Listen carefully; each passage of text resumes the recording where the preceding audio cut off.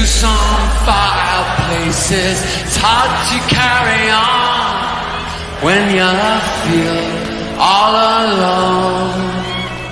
Now I've swung back down again. It's worse than it was before.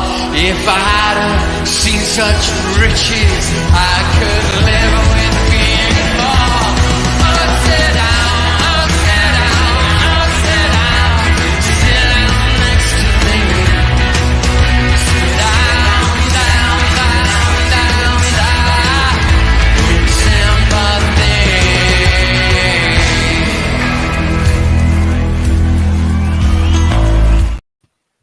Evening. We have some esteemed guests here tonight who I'm going to introduce in a moment. I'm just going to put it out there. That is still the best intro on YouTube. I don't care what it is. 100%. Yeah. It is the best one. Nobody's ever going to beat that. And a certain young man down there created it. And it is what it is. All right, anyway, we have tonight Hot Fuzz 44. Welcome, Man United fan. Thank you. We're going to have a chat with you about Man United. He knows what this is. Thank you, man, for coming on. Always a pleasure to get new people on. And, of course, we have Earlydoors, West Ham. The man that talks absolute facts about the West Ham. And you can't beat it. You cannot beat it. And we have, of course, TJ and Conor from the American Idiot Show, which I find it's crazy you called it that. It's your show, man. It's your show. But I'm going to come to you, Hot Fuzz, first. New guest. Welcome. And I watched the game last night. Man United, Wolves. I can't say, mate, I was overly convinced. No. Yeah, no conviction whatsoever. I mean, I tuned in late because obviously other things going on. But eventually, once I got live,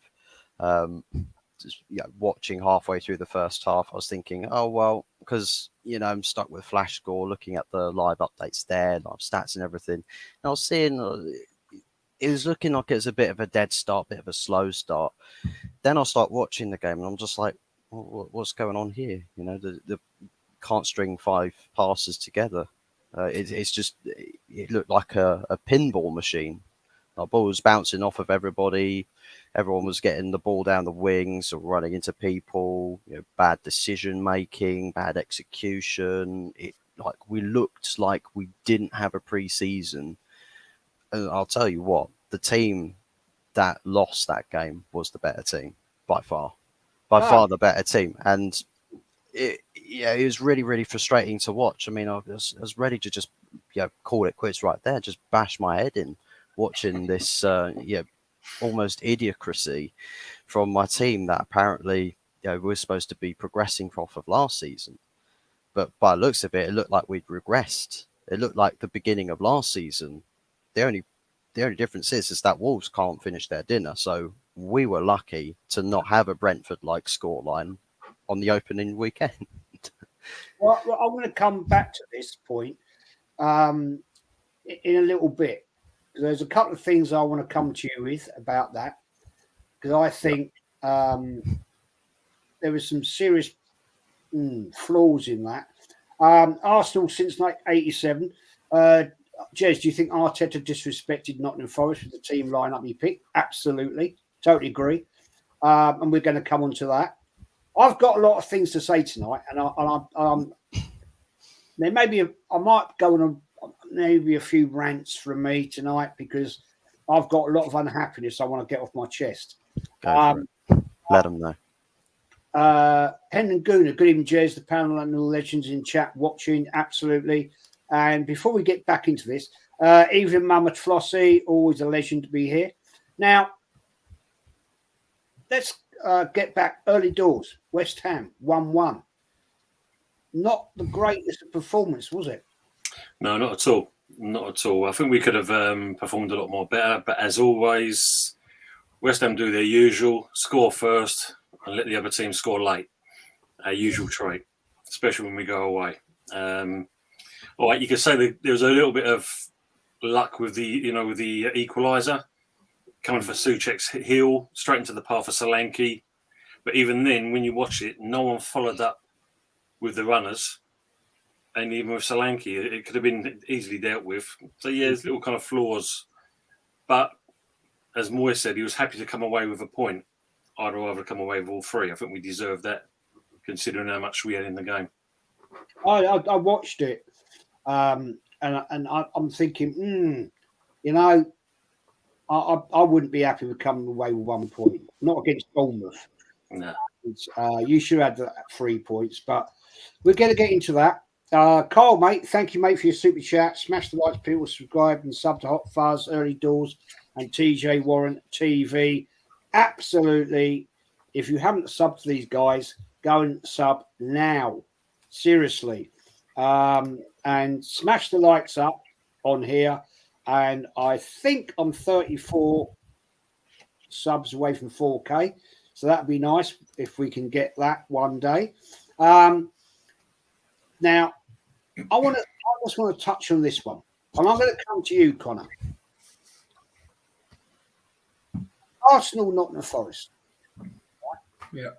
What did you think of that lineup at the start of the game? I mean, what is going on? Why does Arteta keep tinkering, messing things up? Because at the end of the day, last season we had a good start in 11, and yet this season he's pissing about again. I don't get it, man. Give me your view. Yeah, I mean, I looked at that starting 11. I thought it was a pre-season game again. So I'm thinking to myself, why is he testing the waters again? Why are you not? We all know, every Arsenal fan knows, Gabriel and Saliba are our partnership at the back. That is, right now, our perfect partnership at the back. Why are we playing Ben White in a position where we all know he isn't his best at? It's right back. Why are we playing Partey at right back? You know, there's so many different things. I mean, I saw things in the game. We weren't actually playing Partey at right back for a lot of the game. We were going back to a three at the back. But I look at it and I think, if you want to play a three at the back, you need two strong wing backs from left to right, and we didn't have that. And I think we got, and in no disrespect to Nottingham Forest, I do think we got a bit lucky because it was Nottingham Forest. If we'd done that against a top six side, maybe, well, imagine if we'd done it against Man City, we'd have got absolutely pulled to pieces. So I don't understand why Arteta, well, actually, no, I do understand why Arteta is testing the water still. It's because he doesn't know his starting 11. He still doesn't know his starting 11. He's had a whole pre-season, and don't forget, we've had these 3 new players, because I wouldn't count Ray yet because he's just come in. We've had these 3 players, outfield players, throughout the whole of pre-season, and he still doesn't really know what to do with them, maybe bar Declan Rice. I mean, we were playing Timber at left back. That's not his position. We were back to playing Havertz at striker, who, in my opinion, isn't anywhere near his position. He's a midfielder. So, in my opinion, I look at it and think he doesn't know his starting 11. And now we're in a situation where Timber, who looked fantastic, is now injured for months because he's torn his ACL or whatever he's done to it, and that is a horrible injury, and I hope he recovers well, especially when you first come in to a club. And I've got to point this out, by the way. I don't know if anyone else sees this. Why is it whenever players come into Arsenal with a perfect injury record, they come to Arsenal and they get injured? Like, is this medical team? I think this medical team needs to be looked at. I mean, I think we got rid of the head medical, Gary O'Driscoll. We got rid of him to Man United. I think the rest of them got to be looked at. Because as soon as a player comes in, they get injured, and that is one of the most horrific injuries you can get with what Timber has. And I love how, see, Arsenal tried to make it look pretty and perfect. Oh, it won't be long; it'll be a couple of months. It will be over half a season. Timber's going to be out of the club, out of the team for. It's going to be over half, probably even more than that. So stop. He could be out for the rest of the season, man. Yeah, he could be. So stop painting over the cracks and just say it how it is. And listen, going back onto the game, I was happy with the first half. I mean, there was a bit here and there. I thought, okay, we're being a bit slow here. I mean, Eddie got the goal. Fair play to him. I don't want people now to think, oh, Eddie's this, he's that. He's not. Eddie still isn't good enough for the football club, in my opinion. Saka, you can't write him off. That was a fantastic goal. I was sort of comparing it to Haaland's on Friday night. Was it as good as Haaland's? Obviously, Haaland didn't even look to score that goal. But fair dues to Saka. He's back doing his normal things. What a fantastic goal that was. But then that second half was just draining, wasn't it? And that goal from Nottingham Forest, they just ran through our whole team like it was butter. literally just scraped through. I was watching it, and it was like I was watching the goal in slow motion. Awani, I don't know how you pronounce his name, sorry, is it Awani? He just ran through that midfield and defence, and I don't think one single defender stuck a leg out. No, he just completely ran through it, and it was a goal, and I'm thinking, right, here we go again. We'll now draw this game, and we won't get a single point. Luckily, we scraped our way out of it, but that is not the type of game you want to be looking at and thinking, right, the season's off now. That's not a good start. And people could say, oh, we still got the 3 points. Da, da, da. If you're really going to look into that game and think you're now hopeful that this is going to be a good season, that's not the way to kick it off. And especially when the only team that you played from England in pre-season, which was Man United, we lost. So it's not the most brightest of starts, especially when we've brought in the likes of Declan Rice, who I thought was going to be a real centre part of the midfield, really composure. And to be fair, he's had his chances. He's definitely playing the Granit Xhaka role of getting more forward. But again, it's the same lackadaisical errors, and it's all there's stuff that still needs to be fixed. And it's got to be a point where Arteta, he needs to know. Sometimes it still feels like he doesn't know what he's doing, and he's been here for 3 years. So I look at that performance, and yes, we take away the 3 points. That's probably that, and the Saka goal was probably the only positives I can take out of that game. But so many errors, man. And now we're going to go into the next game. We don't have an actual left back currently. Well, no, sorry, we do have a left back, but we don't want to play him because he's not inverted apparently, so we can't play him. So we're going to have to, and I know for a fact, as much as people on Tierney, it's going to be Tomiyasu at left back for the next game. I wouldn't even be surprised if it was Kivior at left back for the next game against Crystal Palace.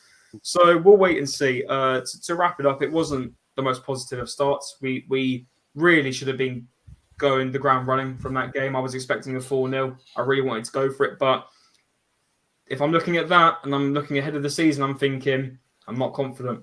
But we'll wait and see. Not the best of starts, that's for sure. No, and I'm going to come to TJ on this one, right? I made a major rant last night on Lee Gunner's show. Yeah, it showed the pure arrogance of Arteta in the fact that Timber went down shortly before half time, clearly holding the back of his leg.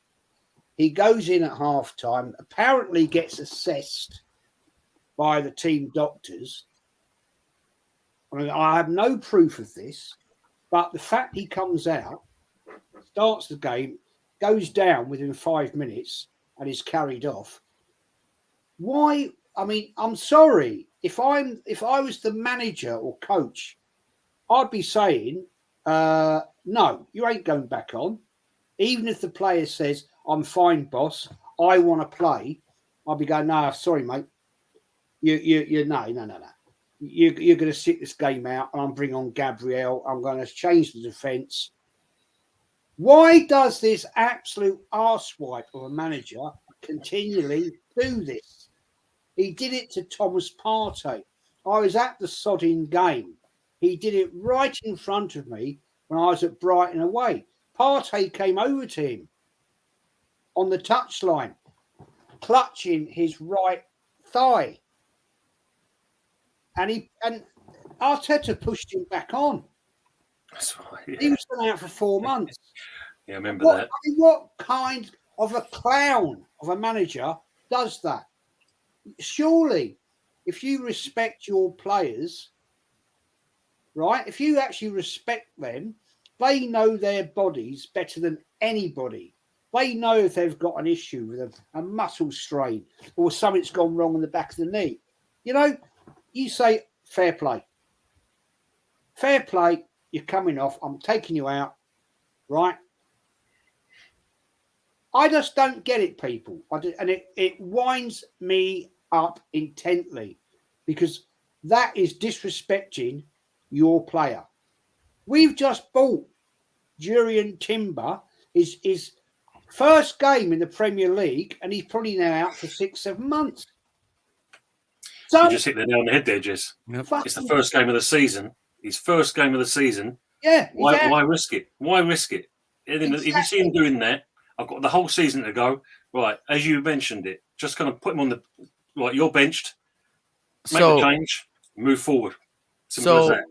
Conor hit it. Why? I'm sorry. Go ahead, Jess. Go ahead. Keep going. Just finish, man. Let me just finish. I'll come straight to you, TJ, on this. Please tell me, people, why does he disrespect Tierney? He's the best left back, my view, my opinion, in the league. And yet he's not even in the Barca squad. TJ, before I have a meltdown, give me your opinion. Yeah, no, sorry to come in there, Jez. I'm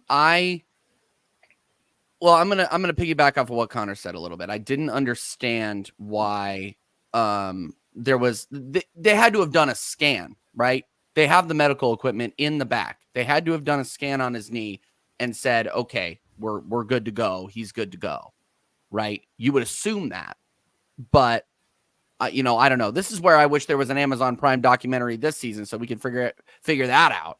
Because when he was clutching the back of his calf, upper calf, knee, I'm like, I said on Tony Claude's stream during our watch long, I said that's an ACL injury. Like he needs to be off, and he should not come back on. When he came back on, I was like, okay, well maybe it was a calf strain or something like that. I'm like, all right, well, trust the guys. And then when he went down immediately, I think it was like 47th minute, the second half, he was gone. I'm like, okay, so this means that they either didn't catch it and he ran on it and it snapped, or they didn't scan it and they thought he was fine.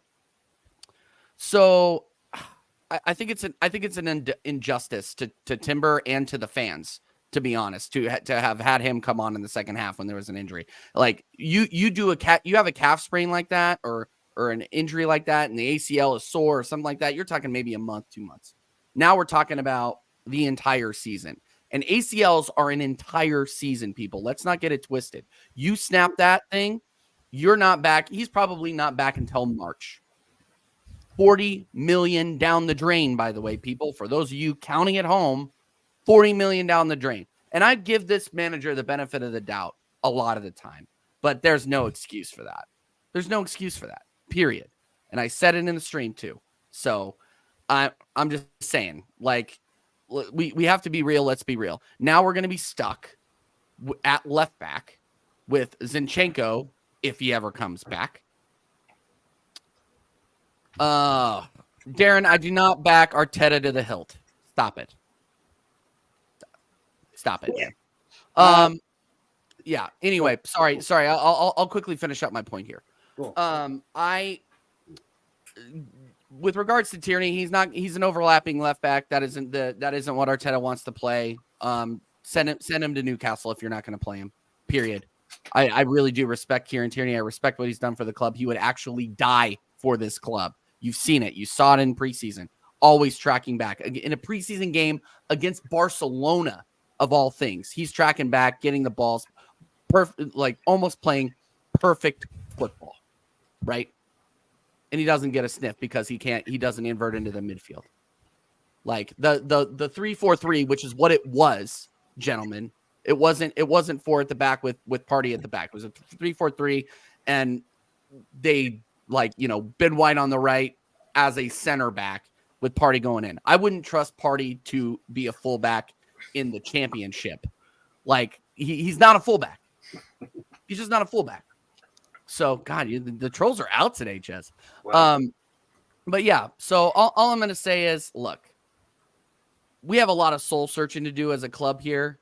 And while we're doing that soul searching, unless we bring in somebody else, which we probably won't, we're going to be seeing Kiwior and Tomiyasu at left back.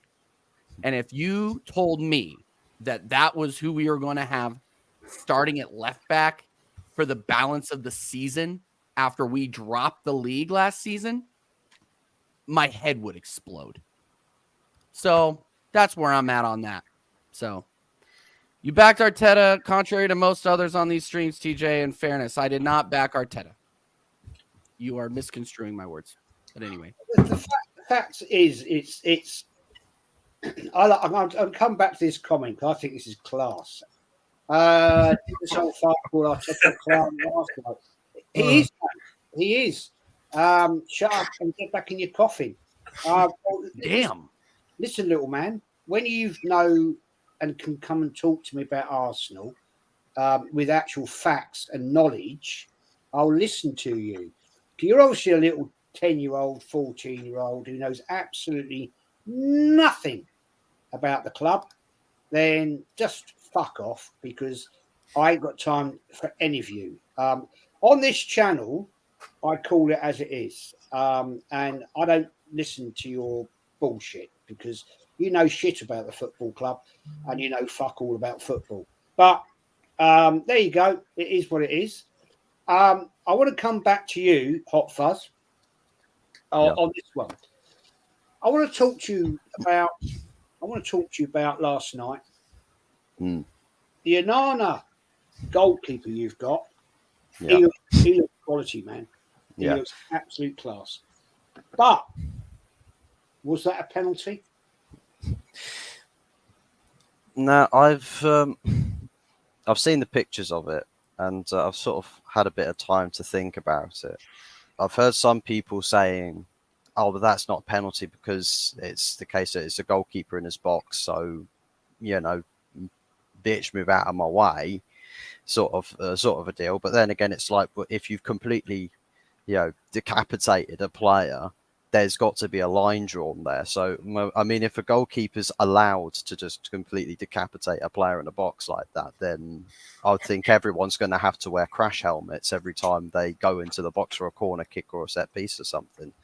I mean, even if it's a goalkeeper looking to, come claim the ball that's in the air or something, you can't just wipe people out, willy-nilly, just to your heart's content. Because I mean, it's not even just then. I mean, there's one point where Shaw was running to the byline with an attacker to sort of usher the ball out of play, and Onana could have communicated, leave it to me, but he just goes straight through the both of them, just wipes both of them clean out. So I mean, the guy definitely is probably trying to make it his own, like his area, and command his box and make himself a very threatening presence. But I think there's definitely a point, a line where it goes a bit too far, and I think based off of what I've seen, it's probably crossing that line. So it's like if it's an attacker doing that to another player in the box, you see foul given instantly, yellow card, red cards, whatever it is. Whether it's deemed as sending off level, I think is to be debated, but I think it should be given class as a foul just outright. So if it's a foul in the box, then it's got to be given a penalty. So I think we are ridiculously lucky to not have the penalty given against us, and the fact is that it speaks volumes if then the officiating team ends up getting suspended or dropped for the following weekend fixtures. So I think that action, that due course of action, has probably said a lot more about that situation, the way it should have gone, compared to perhaps what other people's viewpoints on the matter actually are. So, yeah, I mean, they've both been suspended this weekend. Big T says penalty all day long. When I saw that, I thought, that's a pen. It wasn't given. Earlydoors, I don't know if you watched the game, but that's a clattering tackle. You didn't even get close to the ball, takes the player out, and nothing happens. I mean, come on. Even the referee should have said that is a penalty. I have a problem with this, Earlydoors. I think referees now rely far too much on VAR to give them the decision. I think they're scared almost to say, that's a penalty. Then VAR come in and overturn it. And I think it's taken a lot of the authority, in my opinion, away from the referee. Give me your view on that one, my friend. No, I totally agree with you, Jez. I mean, when you look at it, there was no intention to go for the ball, was there? It was literally, I'm looking at the ball, but I'm taking the player out.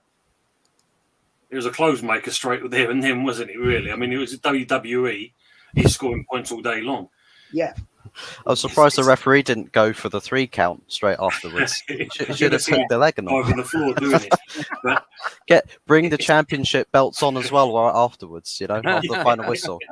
give it. But the fact, as you said, the referee kind of couldn't make the decision because he's saying no, and then he goes to VAR. VAR then looks at it and says no, and out of all of it, Gary O'Neill gets booked, and it's like, now hold on, they're saying. I mean, you want to say it's day 4 now into the Prem season, and we've had about 3 contentious VAR decisions that's cost teams points. Simple as that.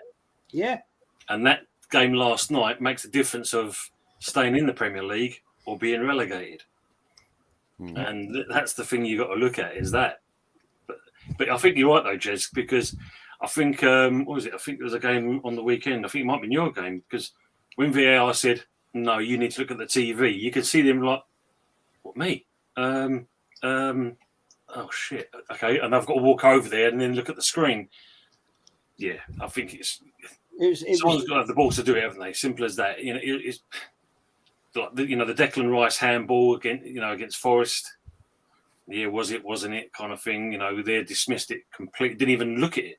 I think it was. Yeah, from one angle, it didn't look it because I know the referee couldn't see it. But when you looked at the other side, yeah, clear handball. You could see that straight away. So you got away with one there. But yesterday's one, it was a no-brainer. Yeah, I mean, to me, I totally agree. Early doors. I mean, when I saw that, I thought that's a pen. That's a pen for me. I mean, there was. Are you talking about the one where there was a handball in the area? Oh yeah, there's that other one as well, wasn't there? Yes, that's right. Yeah. I mean, how was that not given? It was a clear handball. He stuck his arm there, and I'm like, I was like, oh no, this is going to be a penalty. Wasn't even bet. I didn't think about it. You know, this is what pisses me off. To be honest with you. Arsenal since '87. Jez, I called on another YouTube channel last night. I'm not a real Arsenal supporter or fan. I was 10 years old when I started supporting Arsenal. 36 years later, I'm still here. Mate, sadly, brother, it's going to happen because you get all these little arse wipes and I call them arse wipes because that's all they are. They just deserve you flushed down the toilet. They know shit about the club. They're on Twitter. They follow a certain channel that is the biggest cancer in this fan base. And don't worry about it, man. I get it every day, and I just wipe them to the floor at the end of the day. Because if any one of them could ever come to talk to me about Arsenal, give me facts, I'd listen. But unfortunately, they can't. So let them go. Release them from their freedom. You know, at the end of the day, they are poor. Early doors. This weekend, man, you've got West Ham Chelsea. Always a big game. London derby, southeast against the southwest. It was a big one. Yeah, we seem to do pretty well when we play against Chelsea. So there's a good chance that, again, it could be another draw. Even with all that money they've spent, I feel still, we've got something extra in the tank, especially being at home as well. And the fans behind you. Yeah, I think we can give them a good game. It's going to be hard, don't get me wrong. When you see, as if someone put in the chat early on, spending nearly £1 billion on players, that's madness in itself. The fact of one club goes for someone and then you come in and still want the player and offer them silly money is craziness. I mean, don't me ask. There's a question I saw earlier, Jez. I don't know if you saw it. I think it was from Arsenal Manic, asking how did Chelsea get away with spending all this money? I don't know. I did see it. I don't know. By all accounts, I think it's, if you look at Todd Bowley, he spent on average over the last 3 years over £300 million. He's recouped back 240 odd million this season. So because of all the players that he sold on and stuff like, and obviously the wages, etc. By all accounts, they're actually in credit. They've, according to the top people in that, he's actually got money in the bank. He's actually made money from the dealings, even though they've spent this much money, because obviously, they've spread it over the last 3 years. And I think Caicedo, what's he got? 8-year deal. Apparently so. I I think mean, it's Jez, over the years, when have you ever heard of an 8-year deal? This is the Chelsea way now, isn't it? It seems to be. 8 years. I think with the 8-year deal thing, they were told that this long contracts thing by UEFA FFP that they couldn't do that. They're not in a UEFA competition, so those rules don't confide to them apparently. So then they went and did it anyway. My question is that when they do eventually get back into UEFA competitions, are they going to actually enforce that rule, or is it these rules were drawn up when you were out of UEFA competition, only playing domestically, so it doesn't apply? That isn't being talked about, so I assume they're just going to be grandfathered in and everything's going to be okay. We look at Man City, it's sort of the same thing with Man City, isn't it? Well, not as much money, but they're having the sort of same thing with FFP, aren't they? So they might just get away with it, really. Yeah. You know, everyone's saying that Man City should either get a points deduction. I mean, people calling for them to get relegated last season. So, I mean, it's quite funny how all these FFP rules are implemented and it's barely even talked about when people are actually going against them. And even when I wouldn't be surprised in those respects. Say it was say if it was Burnley who somehow broke FFP, I guarantee they'd be straight onto them. But because it's Man City and Chelsea and they've got all this money ahead of them, they don't get talked about. And they're like, let's leave them. You know, I think it's a disgrace, but hey, it is what it is. It is what it is. Yeah, it's a good point. I mean, Mike, this could be a fact. Chelsea have used long contracts to be fair. The FFP, I don't know. I'm not up on it. I'm not technically aware of it, but it could be a point. It could be a point. I'm going to come to you, TJ. TJ, what's up? We're going to switch this one. Okay. I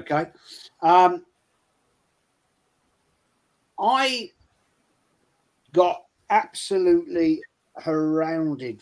Well, whatever the term is. Hounded. I criticised Arteta, right, for latter part when we were 2-1 down, or 2-1 up, I beg your pardon, and he goes defensive at the Emirates. We're at home. We're not at Old Trafford. We're not at Anfield. Yeah, right? We're not at the Etihad, right? 2-1 up. Right. And he went defensive. And I had people say, oh, you know, what are you talking about? What you blah, blah, blah, and all this bollocks, right? What kind of manager goes and does that? Because I'm sorry, you're at home. You're there to win the game, you know, and that frustrates me with him, TJ, because he takes off one of our best players, one of our forward players, right? Yep. And then throws on a defender. What's going down, man? Yeah, so this is the trappings of a player. Big up, Anthony. This is the trappings of a manager that doesn't know his lineup well enough. So he wanted to park the bus, lock up the 3 points, and leave. We were not playing expansive football. I said this on my match reaction for all these people who think I'm backing Arteta. It was the most uninspiring football I've seen in an Arsenal victory at the Emirates. In my, obviously I haven't been watching for as long as a lot of esteemed people here and esteemed people in the chat have been, but I've never been so, discouraged in a victory, if that makes sense. You know what I mean? Especially against the competition, no offense, but Nottingham Forest are not going to be finishing mid-table. They're going to be in a relegation battle the entire season. And we ran scared almost back to the locker room after the 90 win. It was like we got slapped in the mouth by our younger brother and we didn't know how to react. That's kind of how I conflate it. Like it's one of those things where I just think that Arteta is still figuring stuff out, but he should have had this figured out by now. He should have been prepared for all eventualities. Like, and I said this, I think on your show, Jez, sometime in the pre-show, we literally I think we literally talked about this before, is that if we had extremely lucky injury record last season, right? We had extremely lucky injury record. If you look at it, what was our major injury? We had Zinchenko who came out, Tierney slotted in, it was fine. But Jesus went out. Yeah, granted, we lost some on the attack there. But the midfield, for the most part, through the majority of the season, was injury free. Right? Now, we are seeing injuries left, right, and center in positions where we weren't as strong as we thought we were. Maybe the club doesn't understand or is now understanding, and they will soon understand that losing a player like Timber will just put us back to where we were last season. Zinchenko at the left. No other real options, because he won't give Tierney any time because he won't invert. So I'm with you, Jez. I was like I said, I was just extremely disappointed and disheartened in getting 3 points. You know, like anybody who is happy after that performance, sorry, you're putting makeup on a pig and taking it out on a date. Like you're not. It's not mathing. The maths aren't mathing. You take that into Selhurst Park, we're gonna lose. Fact. Yeah. You put that up against Man United, we're gonna lose. Facts. Put that up against anybody. Like I said, you put that up against anybody in the top 6. That 3-4-3 BS. We will lose. We will lose. And Eddie Nketiah is not out of my doghouse. I'm not trying to cuss. I'm trying not to cuss as much. He's not out of my doghouse either, by the way. He scored 1 deflected goal against a guy he's been shooting on for a year and a half. Like why are we? Yeah, exactly. Why is he all of a sudden the best thing since sliced bread? All of a sudden, I said this was going to happen, Connor. I think we said it. Either Kai or Eddie Nketiah are going to score, and then everybody's going to say he's the biggest thing since the wheel was invented. And here we are again. They call it. They say the dog's bollocks here in the UK. Yeah, whatever. It's just ridiculous. Big up, Carl. No, I'm just saying, Jez. I share your dissatisfaction. I want to see something more solid at Selhurst Park, and I don't care what team we go up against. What Crystal Palace shows up, we play that against Crystal Palace, we're gonna get turned over. Yeah. Away at Selhurst Park is not easy, and we've seen that with a club with the quality to beat Crystal Palace in the past. We go there and we get Pam 3-0 or 2-0 or whatever it was. Yeah. So it's not a foregone conclusion, guys. It's not a foregone conclusion. I think Palace. I want to know one thing, TJ. I want to know one thing. How do you know who I go out with on the weekend? You know, the pig with the dress. How do you know that? Well, wow, that's good fact. I just want to add Anthony in. Mate, good to see you, fella. Thank you for joining us, fella. I just want to go back. I'm going to come back to you in a minute, Anthony. I just want to. This is Arsenal since '87, mate. Jez, this is why I'm holding back on bringing out my own channel on YouTube. I can't stand the negative by these fools, mate. If you don't do your own channel, right, that means they've won. Correct. Right. 100%. I mean, at the end of the day, they will come in and they will say their little 2 penneth worth. It means absolutely jack shit. You are big enough and strong enough to say, basically, fuck off. And honestly, Jez, would you agree that the more haters you have, the more successful you probably are? You do, yeah, you do. I've got my good old friend who's now comes in under 2 different names. Even though he publicly made a major apology on my channel, and he said, "I'm so sorry, I was wrong, I was misled, I was deluded, I've lost everything." Blah. And I was like, "Right, okay, fair play, mate. Yeah, whatever. You know, do you think I'm going to fall for that?" You know, I'm like, I've been around the block a lot of times. I'm 60 fucking 2. I think I can read into a few things. Anyway, we'll move on. Anthony, my friend, I'm going to ask you this one, my friend. I'm going to ask you this one. David Raya has signed for Arsenal. You happy with that? Yeah, I am happy with that. I mean, for the price he's come through at the minute is a bargain. For the length of time we got, I believe is it a loan with 3 million, and then is sort of add-ons after. That's what I've been reading anyway. But you know, I feel that now Matt Turner's gone. We do need a goalkeeper, another goalkeeper between the sticks, and we need someone to get Ramsdale looking over his shoulder, thinking, "Hang on a second, I've got him behind me." So you know, Ramsdale knows he's got to up his game. If he doesn't up his game, then Rayo's going to go straight in my opinion. I think he was voted the third best goalkeeper last season. So you know, it's all possibilities that's coming out from there. You know, so yeah, I am really happy with that signing.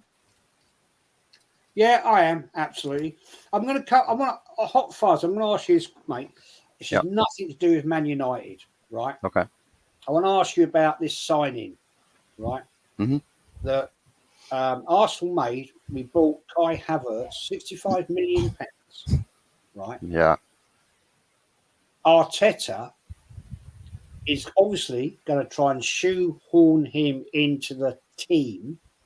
Mm-hmm. Now, I said last night on Lee Gunner's show, I'm convinced in his contract that he's got a contract that says he has to play a certain amount of percentage of games. When we signed David Luiz, I know for a fact from a very, very good source, he was contracted to play a certain amount of games. Now, I think that's an absolutely appalling state of affairs, because if the manager, the coach, whatever, is got to play him, let's say he's got to play him 30 games a season, right? And he's playing absolutely pony. That's a poor setup, isn't it? And if I'm not saying that is the case, I've no proof. I'm just saying, then that is a bad contract negotiation by Arsenal Football Club. It's poor club ethos in how you're incentivizing people when they come to your club. It's like through the years of Ole Gunnar Solskjaer, we had Scott McTominay and Fred, and that partnership just playing game after game after game after game, dropping stinker performance after stinker performance. So it's just like, this doesn't make any sense because we had better midfielders at the club. We had better combinations for the midfield at the club at the time, but they were never getting dropped. So we started to speculate, maybe it's in the contract that they've got to play a certain amount of games. Same thing with Harry Maguire. I know he had the captaincy, but we saw with Ten Hag's first season, the official captaincy didn't really matter over team selection because Bruno was getting the armband and Maguire was sat on the bench half the time. So I think it's probably something to do with the contract side of things, where there's people that have an incentive or a clause somewhere hidden in the fine print for these contracts, where they have to play a certain amount of games or as part of the personal terms negotiations. Because I mean, God only knows what actually goes on in modern day negotiations today, whereas probably 10, 20 years ago, you just got, what was it? Is it Neil Warnock or something? When they was talking about signing a striker, it's just like, well, we signed you to score some effing goals, didn't we? And it was so simple, so straightforward. It's just like, you sign a player, there's your wages, this is what you're going to do. Happy days. Now you've got all of these little fine niggly bits just hidden in the contract. Or go to page 7, you'll find this here. You go to page 8, there's something here. So I know factually that contracts and everything have become a lot more complex or multi-dimensionally structured or something, where it's just, there's so many things that we don't see that's probably in the contract. All we all know is just the wages and whatnot. But it's one of those baffling things. Unless someone opens this can of worms, I don't really know what other reason realistically it could be with players that I think everyone knows isn't good enough really to start ahead of other options at the club, but they will still get minutes ahead of players that are probably much more deserving.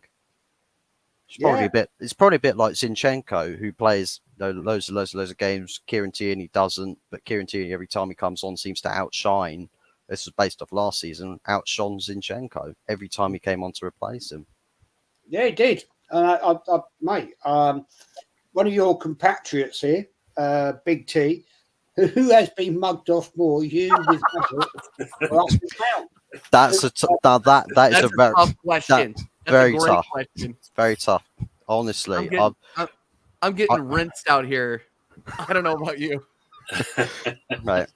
I don't even know, man. Like what Mason Mount was doing for us in our game was he was just so invisible and so ineffective defensively, offensively.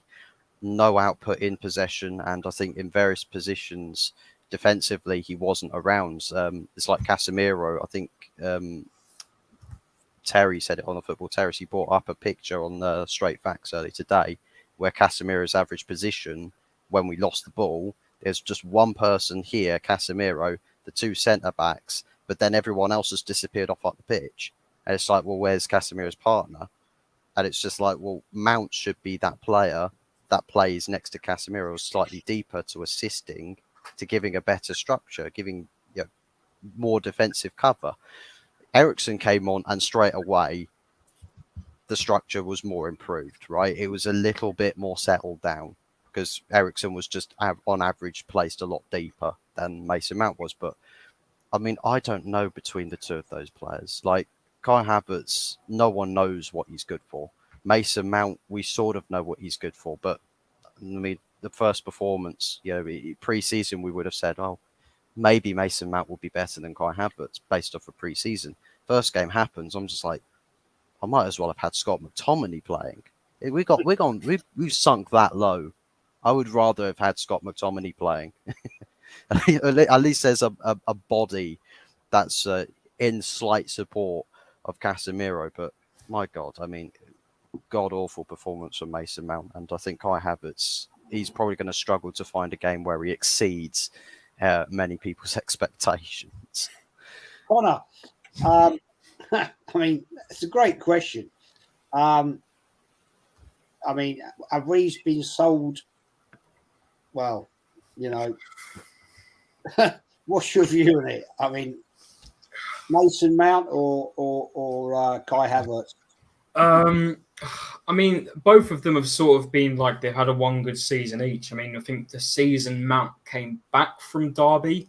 I think that's when his best season for Chelsea, maybe the season after.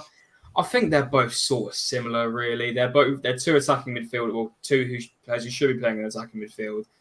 Gone for pretty much the same price, overpaid. I think if we paid maybe a bit less for Havertz, maybe half what we paid, then maybe I'd look at it and think, okay, yeah, it's not what we want, but at least we didn't pay too much. But the money we paid, you can't dress over it. And I've said to TJ many a times, I'm always willing to give a player a chance. I'm never that type of guy who a player comes into the club, whatever fee, because they can't, at the end of the day, players can't control what fee they come for. They don't control that. That's not down to them. They decide whether they want to move to said club. So Havertz didn't choose to be bought for 65 million. However, I have said I wasn't too pleased with it because of how he performed at Chelsea. And we all know his stats there. It wasn't fantastic. But I've always said I'm willing to give a player a chance. If he doesn't produce in the first 10 games, then I'm sorry. We bought you for that much money. You do have to be coming in and producing. And so far in these two games against City and Nottingham Forest, he hasn't produced. And so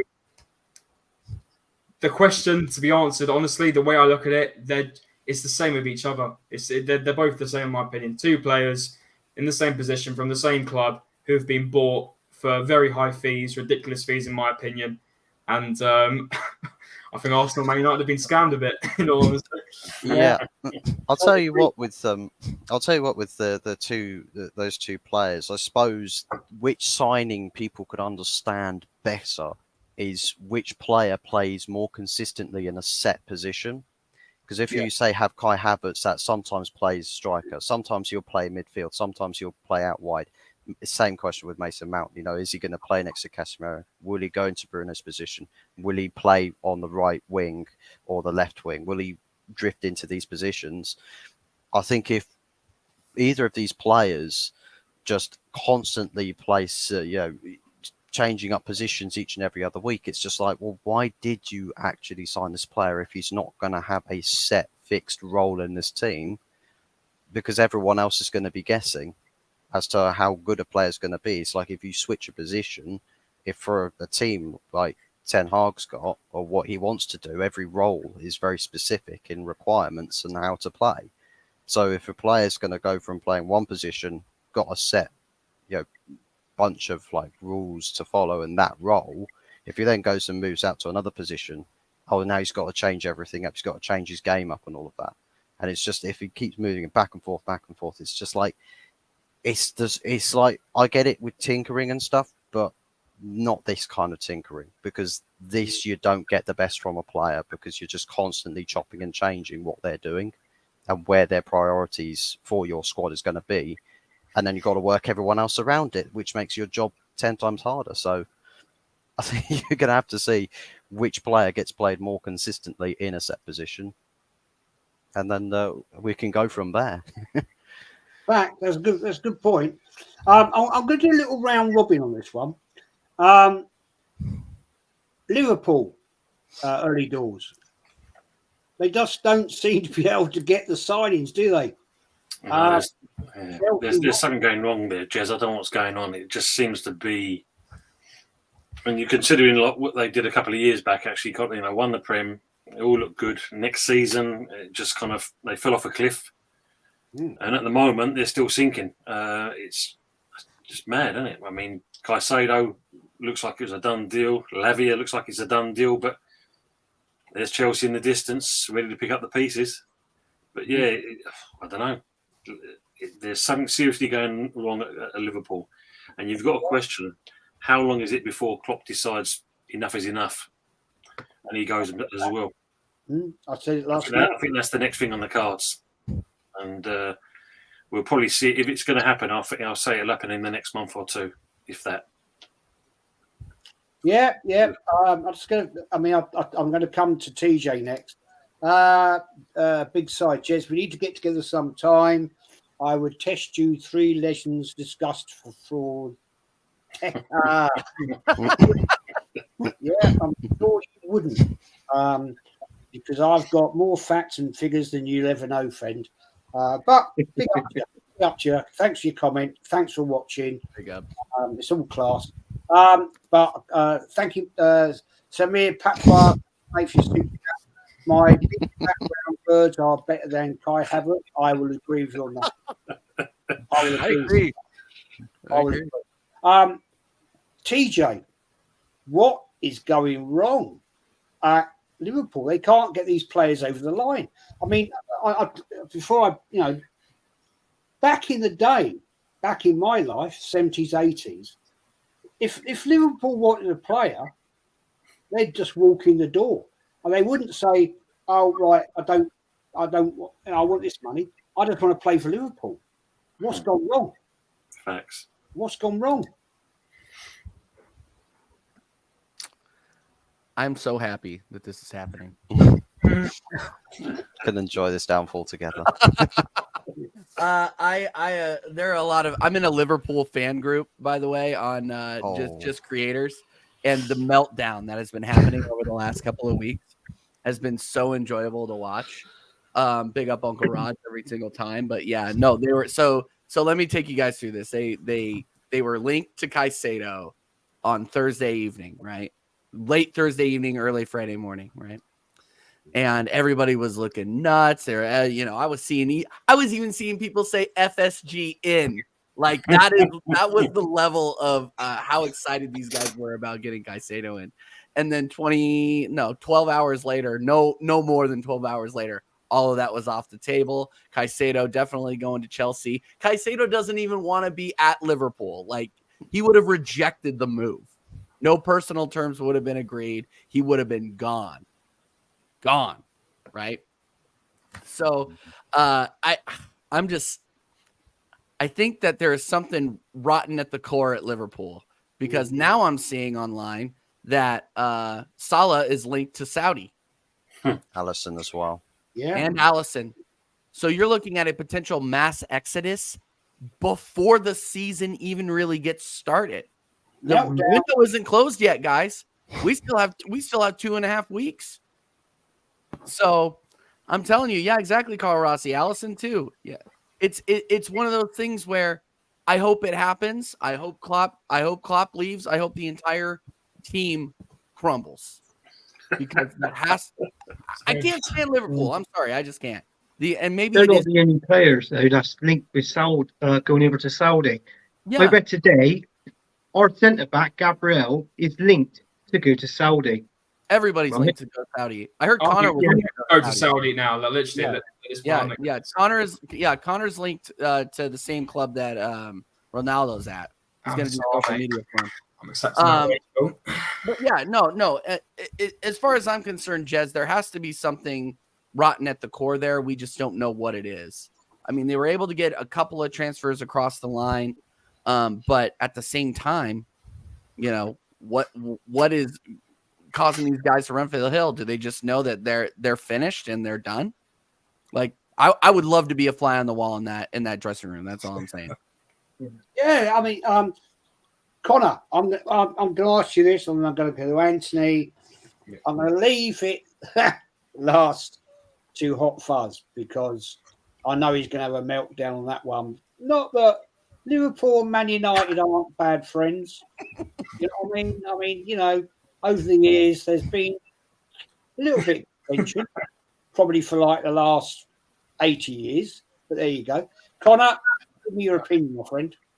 I think it's hilarious. I think all this talk about, the Liverpool rebuild's happening, this, that, all the other, we're rebuilding the side. Come off it now.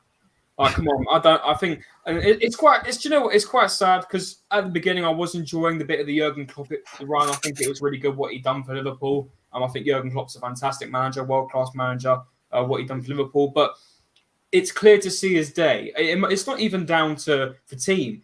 This is what happens when, and yeah, you can put it down to FSG. It's not like Liverpool players' fault. Well, some of it is from last season, because some of the players were awful. But this is what happens when you buy just one player a season. They were going and buying one player a season, and they weren't refilling slots of new players. So older players were getting older. They weren't refilling their positions. They were just sort of letting it go, thinking, we're going to be all right. And now they've come to the end of that, and now things are starting to go worse. I mean, I find it quite funny that players at the moment are choosing to go to Chelsea over Liverpool, like you said, Jez. Like, if I personally saw an offer if I had to choose between Chelsea and Liverpool, I would personally go for Liverpool. So I find it quite funny how everyone's rejecting Liverpool now. But it's the way the cookie crumbles. I mean, the amount of times I've been bantered by my Liverpool mates for ages. Oh, this and that. Well, the banter's on them right now, eh? The amount of confidence. I saw TJ on Sarcasm City. I was watching him. Monts came on the show. He's a Liverpool fan. And the amount of chest he had out. Oh, yeah, Lavia's coming. It's on. It's happening. And literally the morning after, or Caicedo, sorry. And the morning after, Caicedo says, I want to go to Chelsea. You know, it's funny. But, hey, listen, I don't know what Liverpool can do now. You know, they've spent that whole window trying to get Caicedo. He's now gone to Chelsea. They're even willing, and I don't want people to now be blaming FSG, because FSG were willing to put the money down for these players. So, come on, they were going to be putting down over 100 million for Caicedo, but he wanted Chelsea. They were a bit stingy with Lavia. You know, they were doing a bit of an edu. Southampton wanted 50. You know, Liverpool were doing 48, 48.5. So they were doing a bit of an edu, but they were still trying to put the money down. And now they're sort of left with, you know, when you finish all the biscuits and you've got none left, you've got the crumbs left in the barrel. You know, my mates were so angry. I was riling them up. I was like, do you want El Neni? You know, we'll happily give you him for a cheeky bit of, 40 million. Do you want El Neni? You can have him if you want. So, hey, listen, it's the way the cookie crumbles. I mean, I think they'll go into this season. The way I look at it, I think they've got great attacking options. I think their attacking options are fantastic. They got loads. They've got Jota, Nunez, Diaz, Gakpo, Salah. I think there was one more. Can't remember the other one.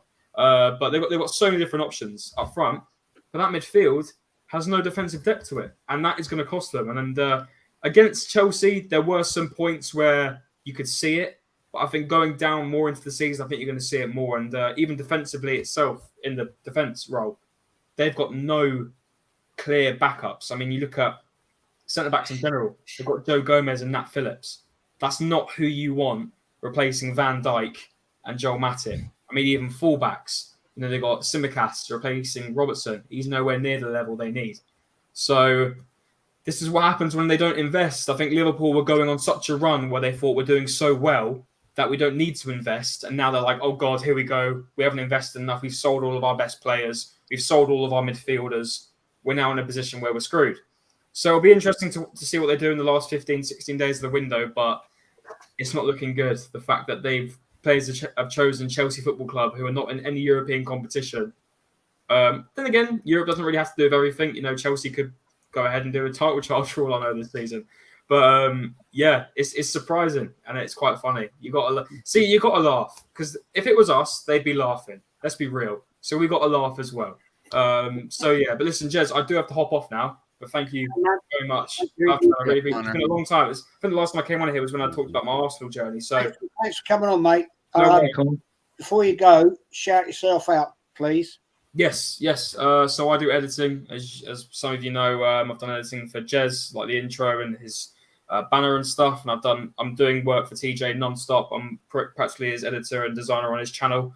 So feel free to follow me on Instagram, cmo.editing. If you guys need any editing for your social medias, YouTubes, Instagrams, anything like that, feel free to hit me up. And big up this panel and big up Jez as well, having me on. I'll make sure I'm back as well, not quicker than I was last time. So maybe for the Crystal Palace game this weekend. So big up to everyone.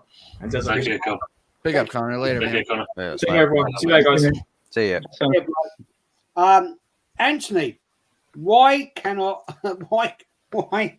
Liverpool not get their signings? What's going wrong? You know what, Jez? It is a good question, but all I can say is from last season, that was the Liverpool were poor. And Conor hit the nail on the head there when he actually said it was the centre of midfield. Their midfield was absolutely poor. This is why they've got McAllister in. They say there was a complete joke, but he's turned around and they bid at 112 million or whatever it was, then that froze. And then what's this other one from Southampton? Is it Lavia or whatever his name is? Lavia. But Liverpool wants him. But it seems funny they're going for these two players that Chelsea are interested in. So it's like a game of tennis at the minute. It's going backwards and forwards. So we don't know. I think the players, these players, like PJ said, they say they would rather go to Chelsea. I can't see him going to Liverpool. And Lavia, I think it'd be between any one of them two with him going. But I really don't know what the problem is. Maybe they're interested in these players. They're talking to them, and they can't get a certain contract signed up to actually sign these players. I mean, this is what they were saying the other night. I was watching a stream called The Cop, and that they were saying it all on this stream. He reckons that they're bringing the players in and they're chatting to them, but they're not agreeing with the contracts that's offered to them. That's the reason why they can't sign them. Jeez. Totally agree with it. There's something, as TJ said, there is something seriously wrong behind the scenes at Liverpool. Yeah. And I don't understand. I'm going to give the floor to Hot Fuzz. Your local rival. He's ready. Bigger rivals to you, Cheers, like guys. Man City, over history and time. Give me your opinion, man. You must be loving it that they can't get any players in. Big Sal first. Big Sal. Rejection FC, man. It's like someone said it and nailed it right on the head. That Chelsea's new midfield, if you were to put it down to initials, is LFC. Lavia, Fernandez, and Caicedo. The biggest L that Liverpool can take in the summer transfer window, but absolutely hell yes. Who is it? A bloke from Coppish saw this Caicedo news and said, FSG in for life on camera. It's on record. It's forever cemented in the annals of history. You will never live this down. And every time you get excited, that clip's going to be played in your head over and over, and it's going to haunt you for the rest of your life. Just FSG in. It's like in that massive hallway, you can hear the echoes. Just FSG in for life, just going around and around and around. But in all seriousness, right? Like, it's based off of last season where they had such poor form and everything. It's just Fabinho wasn't at the level he usually plays at, and that back line, with the way Klopp likes to play, that back line wasn't having any coverage from that defensive midfield position. United were having the same problems before Casemiro came in, and now we're sort of seeing the similar problems reoccurring. I think for me, McAllister, you might sign him and have him sort of sit in the 6th position, but it's like us if we stuck Fred in the number 6 position. He's not a number 6, and that guy's going to get overrun. Numerous times I watched in that Chelsea game, the guy was not tracking runners from deep. Like, he was letting runners go. He's letting his the players he's meant to be marking get the extra yards into key areas. And Chelsea is one thing. I mean, you're going to see the same problems reoccurring in most of your games. It's like with the game against Wolves, we desperately need Amrabat to partner up Casemiro, because Casemiro is, as much as he can be a good CDM, the fact that he gets overrun so easily, and Cunha, every time he has passed him, those two centre-backs were in no man's land. Literally, just Cunha, so much space, just straight down the middle. Anybody with pace, it's a light day's work for him. Give me all of this opportunity and all of this space. I'm just going to score for fun. I mean, we're lucky that Cunha couldn't hit a barn door if he tried. Yeah. But I mean, Liverpool at the moment have no registered DM, no registered first team DM. Like, they're literally playing players out of, not completely out of position, but away out of their comfort zones to do such a key role for their team. It's honestly incredible to see. But I'm just going to sit back. I'm going to kick my feet up. I mean, I might have to do it whilst crying, because I've just watched Man United get ripped apart by whoever it is they've played. So it's going to be like a love-hate sort of season, I think, for me. I'm going to love every second of watching Liverpool get stripped to pieces, shamelessly. All the while, United are going to be holding 4s and 5s every other week, because we just can't defend to save our lives. And the space in the defence is ridiculous. Yeah, I think that's going to be a problem for you boys. I'm going to talk quickly before we wind this up. Carl Rossi, mate, is putting out gifting. He's gifting memberships to people. Man, you're a legend for doing that. You've done it before, and thank you very much, mate, for doing that to people. Earlydoors, I want to ask you this question. Newcastle United, right? I think they are going to be a right pain in the arse this year. I really think they're going to be an arse. They're going to be. I'll be honest with you. I've been privileged to go there probably 20 plus times to St. James's Park over the years. And it's an awesome place to go. It's an awesome city, awesome fan base. It's a shit place they put away fans when you're like a million miles in the sky. But it's still a good day out, especially at night.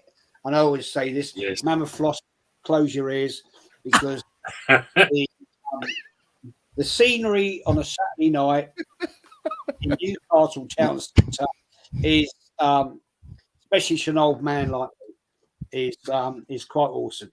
Mate, get back to being serious. He was being serious. No, that wasn't serious about that. Yeah, I was. I'm being respectful. We have a lady in the chat. mate, Newcastle United, they are going to be a pain this year. 100%. I think if you look at it, considering they're supposed to be the richest club on the planet, how they've handled their business and kept within the rules, and they've bought some exceptional players. I mean, obviously, the one that stands at head and shoulders above any of the ones they've signed recently has got to be Tonali. And he is going to do some serious business for Newcastle this year. And when you look at him, when he scored that goal, doesn't matter where he comes from, he realises now that's home. And you could just see the adulation in his face. The fans are behind him. They're loving it straight away. Within 5 minutes, he's a two-man legend. And simple as that. But, Newcastle, yes, they're going to be definitely in there. Aside about they are definitely going to be falling a lot of people's sides. A lot of people's sides. So Newcastle, I can only see them getting better. I mean, Eddie Howe's done an exceptional job there. I mean, I think most people were probably in agreement when he first got the job, and then when the new owners come in, it was a case of he's not going to be there for long. And they've stuck to their principles. They've kept him. They've kept below the FFP. They've brought in players, that's actually kind of players that Eddie Howe wants. They slot in, and you can see that they want to play for him. And I agree with you, Jez. They are going to cause some serious damage this year. 100%. Mate, I'll tell you, the last game I'll never ever forget it in my life was when we went to St James's Park. Arsenal went 4-0 up, and the first time I've ever seen in my life, the Toon Army were walking out the ground. And what happened? We drew 4-4. Yes. That was my last ever visit to St James's Park. It's an awesome place. If you ever get the chance, I don't know if you guys have. Yeah. I agree. Mate, it's an exceptional place. Yeah, it's a really exceptional place. The one player I haven't mentioned, sorry, Jess, sorry to interrupt you there. The one player that I haven't mentioned in all that kind of thing, and that is going to be a fully fit Isaac. Oh God, yeah, he's phenomenal. Yeah, if he's fully fit this season, he is going to do again. It just shows, they've bought right players. There's no one you can really turn and say, don't know about that player. They're all players that's going to do a job. I think with most of the club, when you look at Arsenal, with Man U, with West Ham, some of the players we've bought in, it's a case of like, don't know who this player is. Is he going to do the job for us? But Newcastle players that they've bought in, it seems like it was like plug and play. Put them in, they're ready to go. That's the difference. I think you've got a spot on view there, mate. Eddie Howe, I think, is such an underrated manager. And I totally agree with you, Isaac. He needs to perform because I've got him in my fantasy Premier League team in Tuesday. So he better turn up or I'm going to get very pissed off. Have you seen the league, Jez? Hey? Have you seen the league? Yeah, Anthony's in first. Jez, you're in the cellar, my friend. Yeah, you're. No. In all fairness, I've seen Jez's team. He's picked a good team, but obviously he's just basically in a polite way, Jez. I think you're either bottom or the next one up from bottom. Yeah, well, actually, I did an auto pick. I'm going to change it up because the night I did it, I was going out with the wife, and I was I can't be asked for doing this, so I just went auto pick, and I haven't got a clue what I'm doing, so I'll get into it and I'll change it up. It is what it is, but I'm look, guys, I'm doing a Mikel Arteta. Jez had a plan A, but his plan B is not working. That's what he's saying. We haven't seen the plan. We haven't seen the plan B yet. Well, there is. Arteta doesn't have a plan B. Well, no, you do, Jess. That's what I'm saying. I know the plan B is going to come into effect. Yeah, I'll spend a bit of time on it this week before the weekend because I just didn't say, TJ, I just wanted to register it and get into it. And yeah, anyway, there we go. TJ, Newcastle United, man, they're going to be a right pain in the arse, aren't they? Oh man, it's congratulations to Mama Flossie and our friend Strasbourg Steve. Yeah, Newcastle are a problem. And I had them finishing third before they cooked Aston Villa this weekend. A very good Aston Villa side who I have as a dark horse to go very, very far this season in several competitions. So for them to get turned over like they did Newcastle first week of the season is worrying. And if there is one thing that I can say is that the fact that we missed out on Alexander Isak is another embarrassing chapter. Yeah. I was calling out for this guy the entire time. He was cooking at Real Sociedad. We were linked to him and we didn't get it over the line. And we are going to regret that because he is going to cook this season. I would not be surprised if he goes 25 or above. Would not be surprised in the slightest. He is incredible. He has an incredible midfield behind him and a midfield with depth, by the way. Newcastle are ready to go into the Champions League. Are we? I'm not convinced. So they have so much depth in the midfield. They could fill out two teams and they would start for most of the Premier League. Unreal management. And then you got to go to Eddie Howe. What can you say about Eddie Howe? I mean, I think it's fair to say that this guy is extremely overlooked and extremely underrated in terms of the big pictures of managers in the Premier League. I think he's top 5. Period. Totally agree. I don't know. I can't say enough good things about Newcastle. The one thing that I get the one area where I get a little worried about them is their defense. But I don't think that they're going to have any problems because they have such a strong midfield. You know, they were the second strongest team defensively behind Man City last season, and that is because that midfield cooks. Absolutely cooks. Yeah. So, yeah. No, I'm worried, Jez. I'm worried. That's for sure. I'm not looking forward to going to St. James Park. I will tell you that right now. But I had a question for the chat, by the way. Isn't there like a reality show based out of Newcastle? Like one of those like Love Island type things? Let me know. Geordie Shore.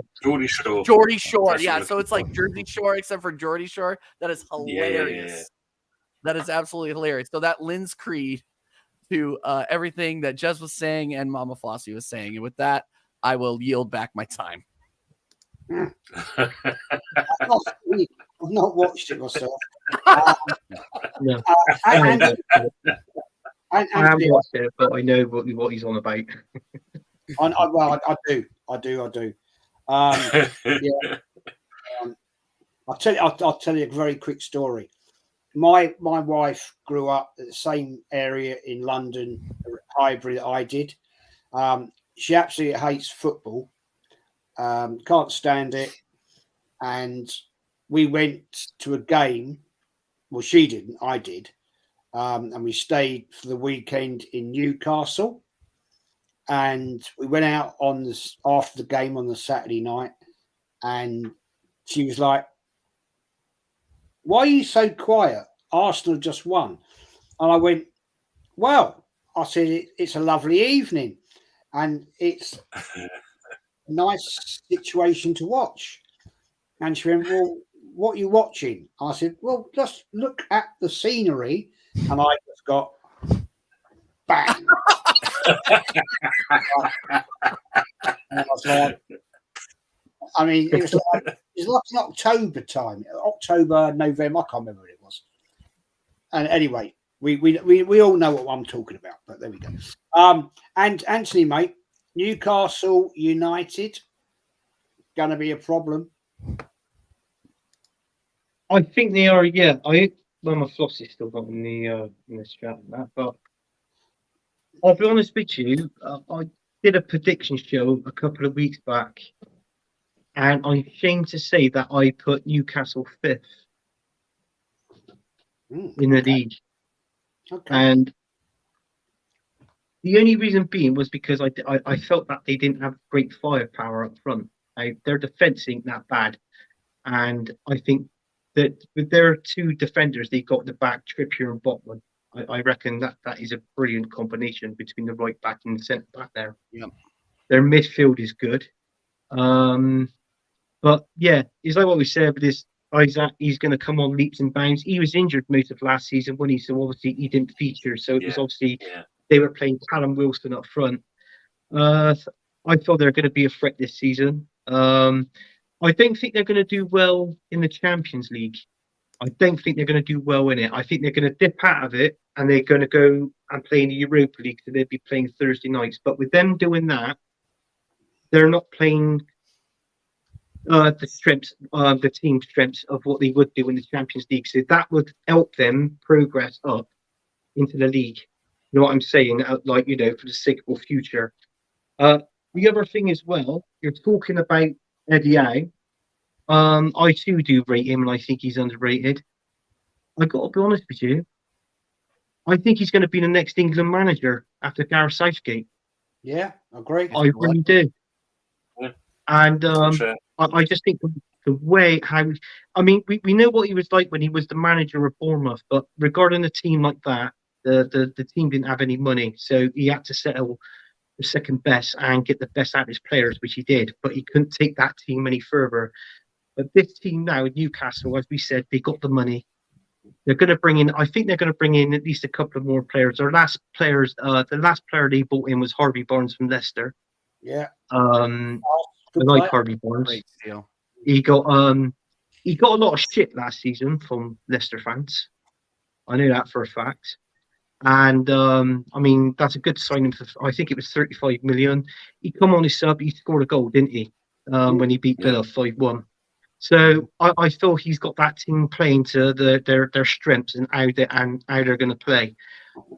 I'm not looking forward to Arsenal playing Newcastle like the rest of us on the panel. I seriously, I'm not. I can either see it being a draw or an upset. I mean, with what we've got two injuries, obviously with Jesus, Timber. I've read anything up to 6 months. He's out, so that's a major blow. Havertz, I don't know. I believe there's a player in him, but we've got to find his. I don't even think he knows his best position was when he played in Germany for Brian Lucas. You know that was his best position. But in all fairness, they played the old-fashioned formation 4-4-2, which he was sort of up front, but sort of out on the left a bit. So he was that poacher around that box. It's a different standard at Arsenal. We play a different quality of football, you know, and he's got to adapt to that soon. We've had an easy game with Forest. You thought he most probably would have gone in there, maybe got a goal, smash and grab. Let's say for a bigger speech. Next week is Crystal Palace. These are the two games that he should have featured in and maybe scoring Havertz for the price we paid for him. But I don't know if that's going to happen.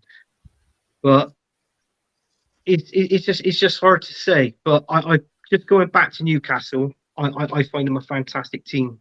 I think the way I look at it, they're going to be up there with Man United. They're going to be looking at it. They're going to be challenging for that third spot again this season. They're going to repeat that again. I think Man City. I did have Man City to finish second, and not being biased, but I did have Mikel Arteta to win the league this season. I respect your comment. I think Arteta will capitulate this year. Before we wrap this up, I'll come back to Hot Fuzz. Newcastle United. They're going to be a dark horse, and I don't like dark horses. I mean, you know, I remember when in past years we you know, in the Premier League, we'd be like Arsenal at home to Newcastle, Arsenal away. I'd sit there and think, yeah, whatever. You know, don't matter. It's a nothing game. And I used to go down the pub and watch it. Two lifelong Geordie fans, proper Geordies, and they'd say, "Oh God, we know we're going to get raped today," and we did, and Arsenal beat them, but it's a different team now. It's a different management. Eddie Howe has got that team cooking, man. Do you see them being a problem? Yeah, I think as far as saying, like, for anybody that's probably getting a bit overexcited to say, well, look, they're going to push for a title. I mean, they might be sitting around, top of the table till sort of like halfway through a season, because what we saw last season was that they looked like they were, going to be this, they were going like Arsenal were going on such a brilliant run of form, winning game after game after game. They obviously had a lot of draws in there, but got to a certain point where they sort of fell away a bit. I'm sort of going to look to see, look, if first game of the season is the telltale sign as to what they're going to start doing, game after game now, and as to how they play or how they start dispatching teams, then I'm going to have way more conviction about where it is Newcastle are targeting. Whereas before we'd say maybe they'll be punching above their weight if they were talking about like winning trophies here and there. I think with the players that they've signed, they're sort of piecing this puzzle together, but they're getting it so that each piece, they make sure that it fits right in the right slots, and they're not far off of actually having a team of players that are at a level collectively where it's like you go from a Newcastle team where you'd expect, well, all Arsenal, Tottenham, Chelsea, Liverpool, Man City, Man United to go play against them and beat them. Now I think it's you kind of got to draw everything up from scratch again and start looking at it where it's like, well, actually, no, Newcastle have got some players that are probably better than what these other big teams have. So do we start writing them as on a level playing field with these teams now? I feel like there's going to be a lot of clubs that go and play in Newcastle that get caught very cold, very, very cold. And I think this is not going to be the first blowout performance for Newcastle. They're going to do it again. There's probably going to be a few cases this season, and especially at St. James's Park. As to where they finish in the league, I think it's anybody's guess. I know there's a lot of people who said, well, look, they got Champions League. Oh, they're going to disappear in the league. It's going to impact their league form. Wait for Champions League football to start before you make that assumption, because if they're laying down a damning statement at the very start of the season in the Premier League, I think there's a lot of people that straight away I think of, hold on, I predicted Newcastle to have a fall off this season, but that performance right there, I might have to retract my statement. It's going to take a little bit of time into the season before we can say, no, they are definitely 100% here to stay, and they are very much on the up, and they're very, very close behind us, if not already ahead of us, and we're just yet to know it.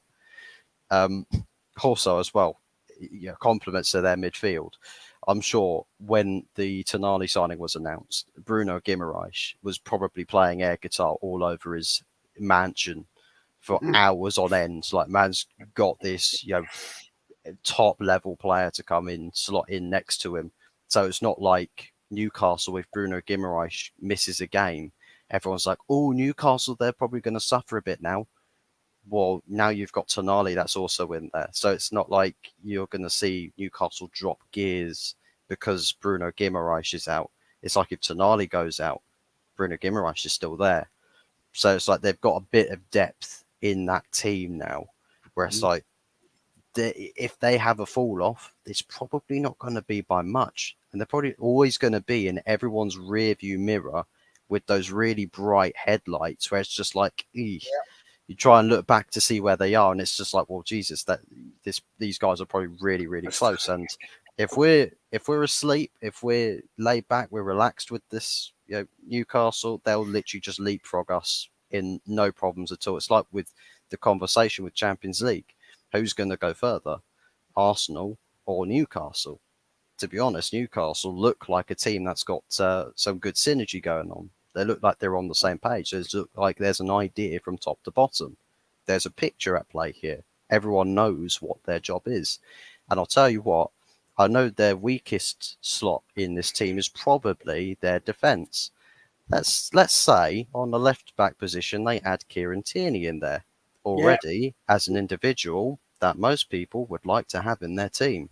No. So now it's like you've got that very ideal piece slotted into that defence. So the defence looks strong, the midfield looks strong, their attack looks strong. It's like with Harvey Barnes, fantastic signing because he's going into a team that's well structured, knows what it's doing, and knows where it's going. He's going to be more direct goals contribution than Alan St. Maximin. So Isak going to have a lot of fun scoring goals. Harvey Barnes could be scoring goals. Miguel Almiron's going to be involved with a lot of what goes on with Newcastle. You've also then got on the bench, Jacob Murphy's just Jacob Murphy. He's got a bit of a wonder strike on him, as we saw against Spurs, I believe it was.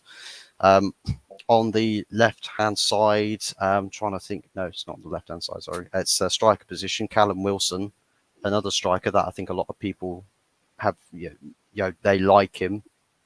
That's a bit of depth for the attacking structure as well.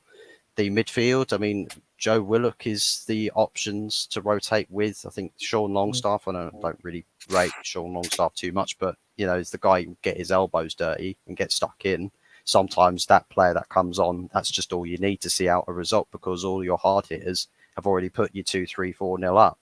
So you get someone like a Sean Longstaff on, and it's just like, Jesus Christ, now we can't break this team down because this bundle of energy in midfield is just clocking everyone left, right, and centre.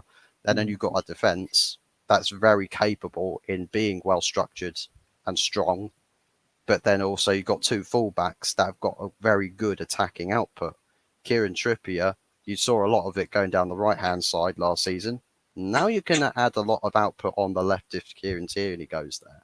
So then that's like the Trent Alexander-Arnold Robertson in their prime performance, like that sort of output.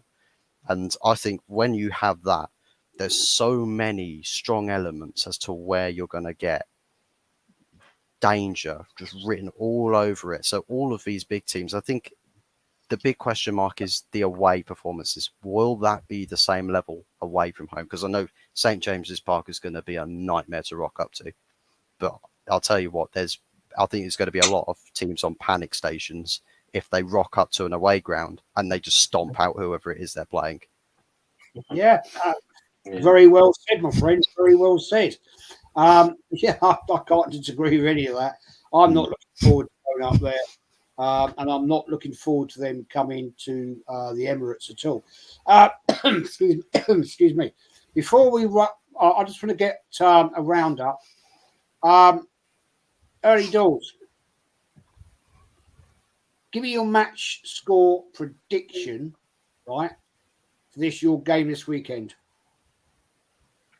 Chelsea. I'm going to put myself on the fence here on that. I'm going to give us a 2-1 win. I think unless, of course, I think we're going to win. I think we're going to win it 2-1. Unless, of course, Man City snap up Paqueta by that stage, then it could be a draw at that point. But we'll see. Hopefully, we'll keep hold of the player, which I don't think we will do now that Kevin De Bruyne is out that period of time.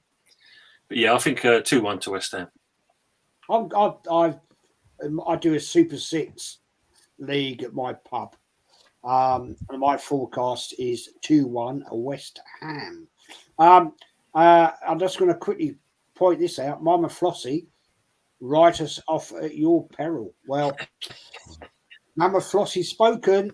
We can't really go against her. That's the way it is. TJ, we are away Monday night, 7:30 at Palace. Give me your view, man. We should beat them 3-0. This should not be a problem for us, period. But it's still away, and if we're still tinkering and not starting Leo Trossard. We're playing a 3-4-3. We're inverting party. We're doing this, that, and the other. No, go in there and attack them. Win the game. Put Trossard up top. Keep Havertz out of the lineup. He was a ghost. We didn't even get into Havertz really deep. He was a ghost last week. I don't want to see him anywhere near the starting 11. He needs to be dropped. He won't drop him.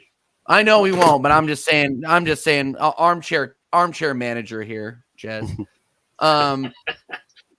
Yeah, I'm gonna 3-0 to the Arsenal. Please just play a normal 4-2-3-1. Let's get in, go in there, get out. It's like I said earlier, it's not easy to win at Selhurst Park. It's not going to be easy this time. I'm expecting a 3-0. It'll probably be like a 2-1 or something like that, but expecting a 3-0, Jess. Okay, fair enough. Anthony, your prediction: Palace away, Arsenal. It's. I've been there, 30 odd times, I think, in my life, and it is a nightmare place to go. It's very small, quirky ground. The fans are relentless. What's your prediction for the result, mate? I think it's a game we should win. I predicted 2-1 win to Arsenal, but we can't play party at right back. We just can't. Let Arteta open his eyes and use your brain and pick Kieran Tierney at left back. That simple. Yeah, I agree. And as Darren said, party at right back versus pacey Palace, it's an away defeat. Absolutely. That would be a joke. That'd be an absolute shit show. No. Hot Fuzz, give me your prediction for your game. How do you see it going, mate? Cue the fan base or top Reds coming after me. Oh, it's Mr. Negative. 3-0 Tottenham Hotspur. If we've learnt nothing or changed nothing from last night. Now, if it's a different approach, if he changes something, if it's a different starting lineup, if there's different instructions there, I can see us being competitive in the game. Maybe we'll grab a goal or two. Maybe it'll be another 2-2 draw at their place. But if I'm going off of what we saw last night, there's no reason for me to be confident in getting a result there. I know Tottenham open defence and all that, but I mean, look at how open we were. And that's a team that's sort of feeling good early in the manager's reign, and they're probably going to be fired up for it. It's like, first home game, guys. Come on, let's go. We'll go there with just like, where are our heads at? I know we won the first game, but it's like you go from that performance where we could have lost 3-4-0 to this week to an even tougher game, tougher away place to go. What evidence do we have to say that we'll go there and see a positive result? And that's basically where we are at the moment. Well, I'll give you my predictions. I've West Ham to win 2-1. I'm going Arsenal to win 2-1. And I'm going Spurs Man United 1-1. That's my predictions. I usually get it wrong, so it don't matter. But there we are. Anyway, we're going to wrap it up, people. Thanks, everybody, for watching, liking. If you're new, if you've subbed, that'd be brilliant. Thank you very much. Hot Fuzz 44. Shout your channel out, man. Yep. So it's literally Hot Fuzz 44, or if it's you're going by the @ handle, I think it's @ Hot Fuzz 44 OG on YouTube. Got the LUGH LUGH logo. I've just typed in chat, so just type me in on the YouTube, and I should have my Instagram handle posted on my homepage as well. So it should be easy to find me on the two social media fronts that I've got linked in there. Top man. Thank you for coming, my friend. Thank you very much for inviting me on. It's an absolute privilege to come on. Loved it. I Thank you very like much. collabing with different people. That's what the community is we have. It's good fun. It's a laugh.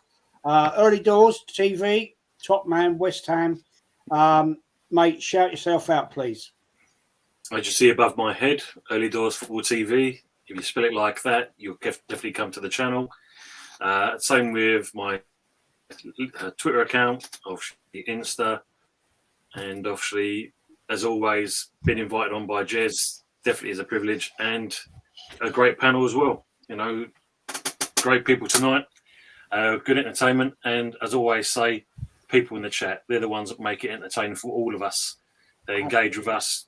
Yeah, but Early Doors Football TV. Yeah, I totally agree, man. Totally agree. It's all about the chat. I like getting on great YouTubers on here that talk facts. We don't get idiots in here, and that's fact. TJ, my man.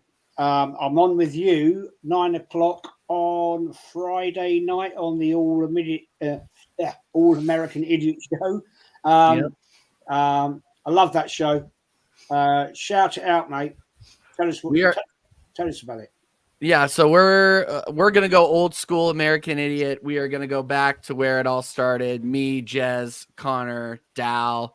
I might see if that Irish volcano Kyle Washgunner wants to come on as well. We're gonna do an old school episode. We've had a lot of United fans. We've had a lot of Spurs fans. We've even had a Chelsea fan lately, and Newcastle, whatever. We welcome all kinds, but I think we're gonna go all Arsenal. It's going to be an incredible show as usual. We got the Premier League predictions, and now we have the fantasy Premier League that we get to talk about now. So, again, thank you so much. If you're new, please subscribe to TJ Warren TV. Really, really appreciate it. Subscribe to everybody on this panel. There are absolute legends on here. Hot Fuzz, it was a privilege to stream with you, my friend. We got to get you. We got to do more together. It was great. Thank you very much, TJ.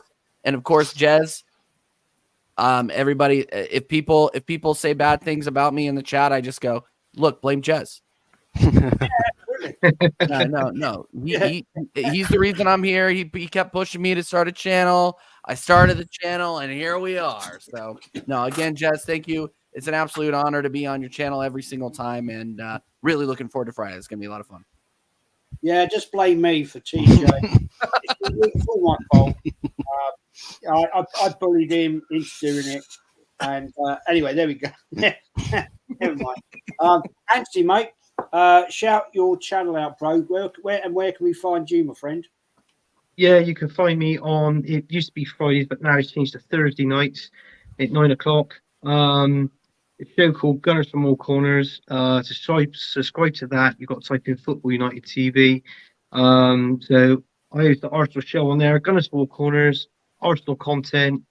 We get fans on there talking about it. I'm trying to bring different fans on as well, because it's nice to get someone else's opinion. Get someone else's opinion outside the box, basically. I also host a show on there called the Premier League weekend show, which we talk about certain games in the Premier League, and we do a score predictions at the end of it. And also they do other content as well. You was watching it the other night, Jez, the football from the Americas. He was commenting on there, I see. So they do that show as well. So it's all good. But that's what I do. Facts, man. Right, we're out of here, people. Thank you everyone for watching. I'm going to do the outro. Been some absolutely amazing discussions tonight. Thank you, Hot Fuzz. Thank you, Early Doors.